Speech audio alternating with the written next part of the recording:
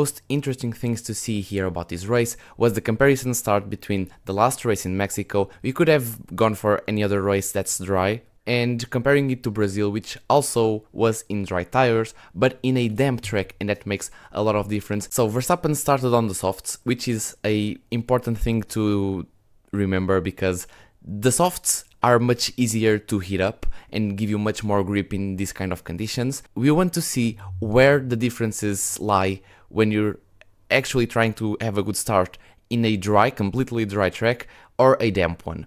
The throttle. The throttle here is the main event. He starts with the throttle a little bit, then he stops. Then he goes on it again and goes a bit linearly until a point, then he stops. Then he goes again up to the max, then he lets it go again and then goes to the max again. So let's see what took place when the straight ended and we entered into the SNS.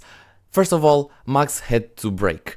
And then he quickly comes off the brakes and goes on and dabs it again because he had to avoid crashing into the back of George Russell and they were very tight. Then he proceeds normally and has to dab on the brakes again because he was carrying a bit too much speed. He tries to go on the throttle, probably was feeling a bit the car going unstable, so he let go, jabbed the brakes and then went on to go into the second straight.